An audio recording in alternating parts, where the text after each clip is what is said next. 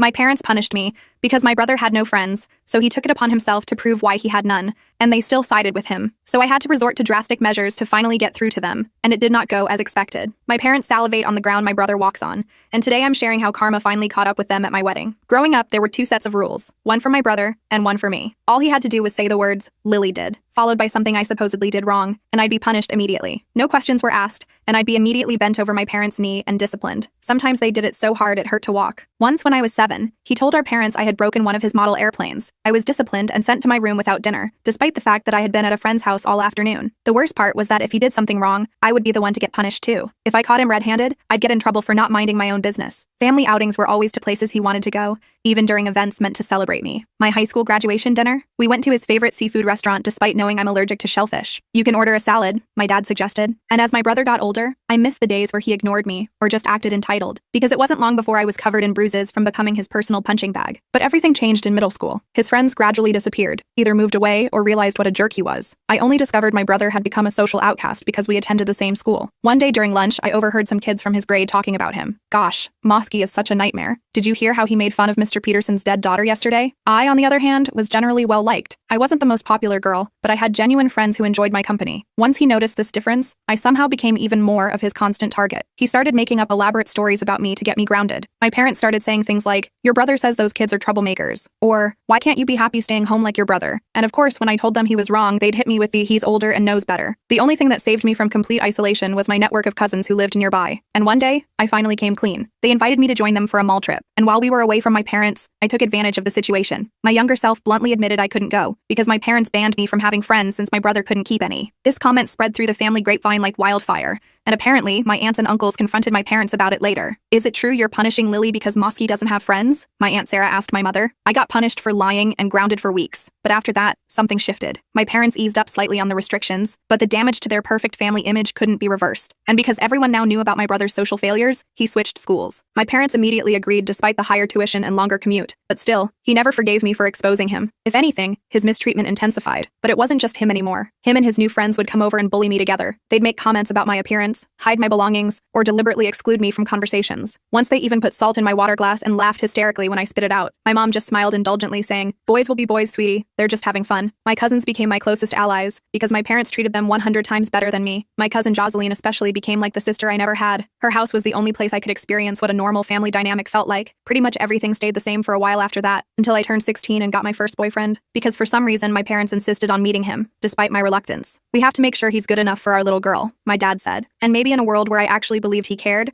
this would be touching. But my boyfriend wanted to meet them, so one day I gave in, and he came over. And I found out my brother was even worse than I thought, because during the visit, my boyfriend Tyler found me in a panic. He told me my brother had cornered him alone in the kitchen, wearing barely there shorts and no shirt, batting his eyelashes while trash-talking me and suggesting they hang out sometime. My boyfriend was completely creeped out and immediately found me to escape the situation. "Meg, I don't want to freak you out, but your brother just hit on me," he whispered, eyes wide with confusion. "He said I was wasting my time with you and that he could show me a better time." Then he, touched my arm and winked. It was super uncomfortable. My eyes went so wide I thought they were going to pop out of my head. I still can't wrap my head around what happened next. My brother told my parents a completely different story, claiming my boyfriend had made inappropriate advances toward him, but he reluctantly declined out of loyalty to me. 3 guesses who my parents believed without question? "How dare you bring that predator into our home?" my mother shrieked that evening. "Your brother was so upset he could barely tell us what happened." "But that's not what happened at all," I protested. "Tyler wouldn't do that." "Are you calling your brother a liar?" my father demanded, fist pounding the table. "He was in tears, Lily. Tears. Here's the thing. While my boyfriend wasn't perfect, I believed him instantly for one simple reason. My brother was not exactly the catch he thought he was. My parents and brother were all significantly overweight. My parents showed love through excessive food, which mostly went to him. While I've always been naturally thin,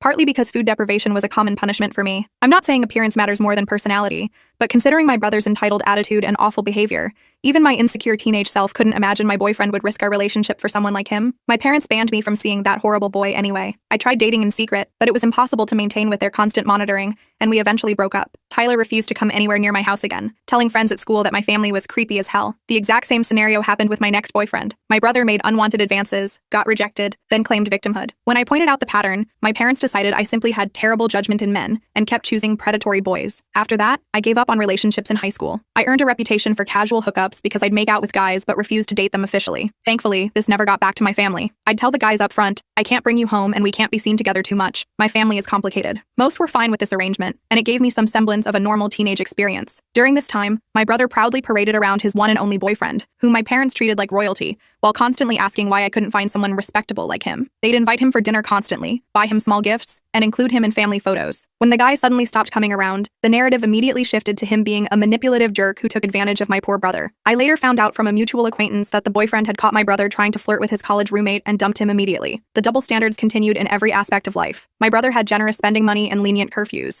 while I was restricted and monitored. When I pointed out the unfairness, my parents would say, "He's older." But when I reached his age, nothing changed. When I called them out again, they'd either deny ever making the age argument or claim I simply couldn't be trusted like he could. When my brother graduated high school, he got accepted to a mediocre college with no scholarships or honors. My parents made an enormous celebration with catered food, decorations, and even hired a photographer. "We're so proud of you, son," they gushed. The first in our family to attend university. They promised to cover all his expenses, including a private apartment off campus because dorms aren't conducive to academic excellence. I was silently relieved he'd be moving away, but it barely improved my situation since he came home most weekends and somehow always managed to notice things missing from my room or create other problems. About a year later, my mom sat me down for a serious talk about my upcoming graduation. She explained that since they were funding my brother's education, they couldn't afford mine, suggesting I should start working immediately after graduation and wait until he finished college to see if they could help me. Oh, and if I wanted to continue living at home, I'd need to pay rent, utilities, and buy all my own necessities. "We just want you to learn responsibility," she said with that fake concerned expression she'd perfected. "Mosky is pursuing higher education,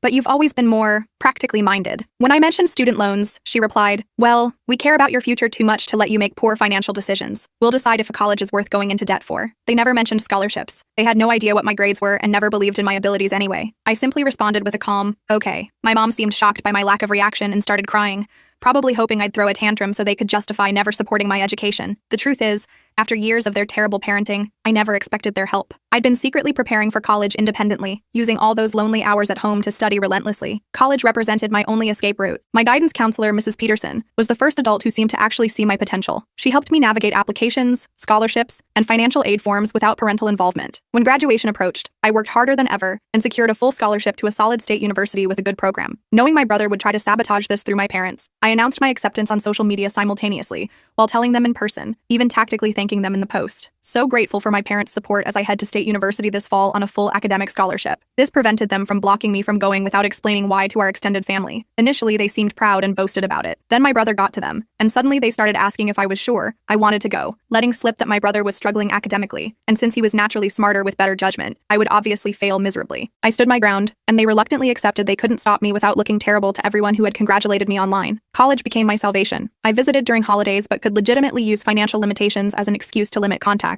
During this time, my brother dropped out of college, moved back home without paying a cent in rent or bills, and got hired at my mom's workplace through her connections, which they presented as some incredible achievement. This is where the story gets interesting. I met my husband during junior year in an economics class. He sat next to me on the first day and immediately impressed me with his confidence and wit. When the professor made a terrible joke, he leaned over and whispered, "I think we're paying tuition for dad jokes now," making me laugh for the first time in weeks. He's my complete opposite in handling conflict. Where I'm non-confrontational and usually think of perfect comebacks hours later while lying awake at night, he's quick-witted and never hesitates to stand up for himself. While I cry when angry, he becomes icily calm and strategic. If he doesn't immediately respond to an insult, you should worry. It means he's planning something more calculated than a simple retort. Our first date was at a small Italian restaurant near campus. When the waiter accidentally spilled water on the table, I immediately apologized out of habit, even though it wasn't my fault. My future husband noticed this and gently said, "You don't need to apologize for things that aren't your fault." That simple statement hit me like a revelation. We talked for hours that night, and I found myself sharing details about my family that I'd never told anyone. "That's not normal," he said firmly when I described my childhood. "That's abuse, Lily. You deserve better." When we decided to get married after dating for 2 years, we agreed to keep the ceremony modest since we wanted to splurge on a dream European honeymoon instead. Since his family was scattered nationwide while mine was concentrated in my hometown, where we lived about 90 minutes away, we chose to hold the wedding there. After sending engagement announcements, my parents demanded to meet my fiancé. I reluctantly agreed but promised myself I'd never leave him alone with my brother. Hilariously, my husband was thrilled about the meeting. He'd heard so many stories about my family's treatment of me that he was practically giddy with anticipation. He even purchased a high-quality voice recorder to secretly document whatever nonsense they might try. He went alone to meet them despite my reservations. "Trust me," he said, kissing my forehead. "I can handle them." He returned absolutely ecstatic. "Babe, you won't believe what they proposed. We can absolutely destroy them with this," he said, barely containing his excitement. According to the recording he played me, my parents and brother had sat him down and, after some obligatory complaints about my poor judgment, offered to contribute financially to our wedding on one outrageous condition. My brother would walk down the aisle before me, wearing a tuxedo identical to the groom's, and would be featured prominently in the wedding photos and even have his own special cake. We're willing to help with the wedding costs, my mother's voice said on the recording, but Mosky has always dreamed of being in a wedding. It's not proper for a younger sibling to marry first, my father added, so this would give him the experience he deserves. My brother's voice chimed in. I've even picked out the tux I want. It should match yours exactly so we look like a matched set in photos. My husband's perspective, when they suggested this lunacy like it was some generous gift, my brain literally short-circuited. I had a dozen insults ready to launch, but something stopped me. A little voice whispered, play along and make them pay. So I told them I needed to consult with my fiancé while secretly planning our counterattack. Rather than falling into depression over this final betrayal, my husband's enthusiasm for revenge energized me. We spent days brainstorming options, from outlandish schemes to more practical approaches. We eventually consulted his level-headed brother, who talked us out of our more legally questionable ideas and helped us settle on the perfect plan. My husband returned to my parents alone, acting conflicted. He told them he'd tested the waters with me and didn't think I'd agree to their proposal. However, he personally saw no issue and wanted to keep the family peace. He cleverly suggested that surprising me on the wedding day might work since I hate confrontation and wouldn't cause a scene in front of guests, especially if they helped pay for the wedding, making me feel obligated to comply. The brilliance came next. He convinced them that due to my trust issues from past relationships, using their own accusations against me, I frequently checked his phone and monitored his communications. Therefore, nothing about their brother walking down the aisle plan could ever be in writing. All discussions would have to happen in person at their house. She gets very paranoid and reads all my texts and emails, he explained. It's just easier if we keep this arrangement verbal. She'd be devastated if she found out before the wedding. My mom nodded sympathetically. Mosky's ex was the same way. So controlling. We understand completely. Thus began months of elaborate deception where my parents and brother thought they were manipulating me, while we milked them financially. My parents insisted on controlling wedding details, but my husband persuaded them to let me have small victories on things like songs and colors to keep me manageable. Here's how we executed our scheme. When selecting catering options, we'd initially agree to budget-friendly choices. Then my husband would secretly take my brother for a tasting, sigh dramatically, and say, "Too bad we can't get the premium package. We don't want to take advantage of your parents' generosity." On cue, my brother would demand my parents upgrade us to the most expensive option. They'd then generously offer to cover the premium package as a surprise. We repeated the strategy with the photographer, flowers, venue upgrades, everything. My husband would craft these scenarios perfectly, playing on my brother's insecurities and my parents' obsession with appearances. He'd mention how unfortunate it was that we couldn't afford the luxury options, knowing my brother would immediately want the best for himself. The only hiccup came with the wedding dress when my mother tried to force me into a hideous gown that wouldn't flatter me. She texted me about it, breaking their no written evidence rule, so I had to genuinely refuse. My brother suggested they accidentally damage my preferred dress, so I'd have to wear their choice. My husband pretended to love this idea. Throughout this time, my brother did make several clumsy attempts to flirt with my fiancé, who played along just enough to keep our con going, acting torn between loyalty to me and attraction to my brother. We ended up with an extravagant wedding that would have been completely beyond our means, all funded by my parents. We called it back payments for emotional damages. The venue was upgraded to include fairy lights and extra florals. The menu featured premium options like filet mignon and lobster, and the bar was fully stocked with top-shelf liquor. On our wedding day, the plan my family had secretly arranged was for my brother to arrive right when everyone was seated, when the bride typically makes her entrance. He would walk down the aisle in his tuxedo before I even realized what was happening, making it too late for me to object. We hired professional security but kept them initially discreet, just a woman checking names at the entrance. Only after my parents were seated did we position our intimidating male security guard at the door with specific instructions not to admit my brother under any circumstances. When it was time for the ceremony to begin, my dad received a text that my brother was nearly there. He signaled my bridesmaids to start without conferring with me, and positioned himself at the entrance to walk me down the aisle. As the bridal music began playing, the doors opened, and I appeared in my gown. My dad looked utterly shocked to see me instead of my brother. His face drained of color, and his mouth actually fell open. He frantically looked behind me but couldn't see what was happening at the venue entrance. His phone started ringing. It was my brother, and he mumbled, "Something came up," before abandoning me at the altar to answer it. The guests gasped in confusion. A friend who was in on our plan loudly asked what happened. I tearfully said, "He told me it wasn't supposed to be me walking," which wasn't entirely acting. I was genuinely hurt despite anticipating this behavior. My friend loudly repeated, "What did he mean it shouldn't be you?" ensuring everyone heard,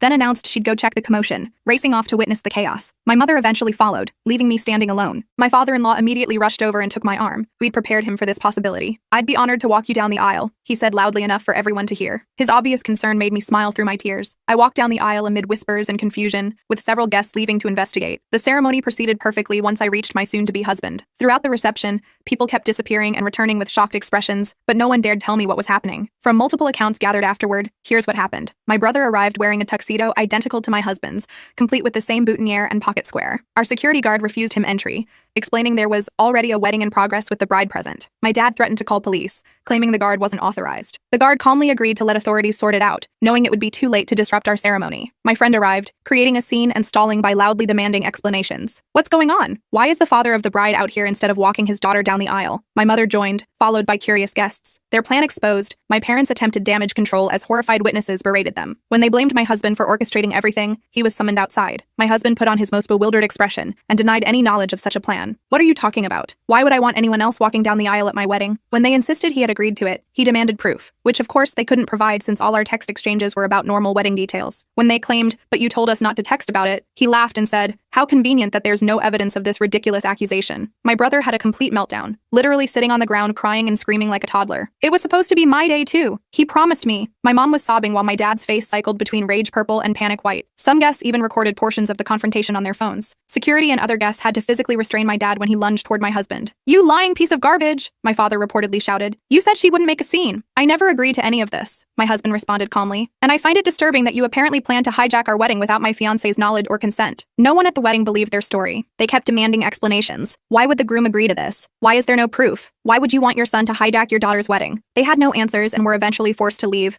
with my dad literally dragging my screaming brother off the ground. Everyone at the reception spared me the details, allowing us to enjoy our extravagant celebration. We danced, cut our beautiful cake, and soaked in the love from everyone who truly cared about us. Afterward, my parents and brother bombarded me with calls, which I ignored on my husband's advice to maintain a paper trail. My brother eventually sent unhinged text messages blaming me for humiliating him, calling my husband a two-faced snake who fooled them for months, and claiming my husband was secretly cheating with him. "Your husband has been leading me on for months," one message read. "He told me he was only marrying you as a cover. Ask him about our private tastings." My brilliant husband compiled screenshots of their harassment, call logs, and threatening messages they sent him, then shared everything in our extended family group chat. He maintained his innocence and publicly begged my family to help stop the harassment that was ruining our honeymoon. He even requested they not share our location to prevent my brother from showing up claiming my husband had somehow agreed to sleep with him in our honeymoon suite. My extended family assured us they'd handle the situation, and we've had peace since then. My aunt later told me she'd had a come to Jesus conversation with my parents about their behavior throughout my life. While I would have preferred having loving family support at my wedding, for once in my life they not only failed to ruin something important to me, I actually got my revenge. FAQ: why did they treat me this way? I've wondered this my entire life. My best guess is that I was an unplanned pregnancy. They tried for years to have my brother, so he was their miracle baby. Given our small age gap, I think I was an unexpected surprise they weren't prepared for financially or emotionally. But honestly, no reason would justify their behavior. Did they really think this would work? My husband and I suspect they never actually intended to go through with it. My brother probably threw a tantrum about me getting married when he can barely get dates, and they made this ridiculous proposal expecting rejection. They could then look supportive to my brother while having an excuse not to contribute financially. When my husband unexpectedly agreed, they were trapped in their own scheme.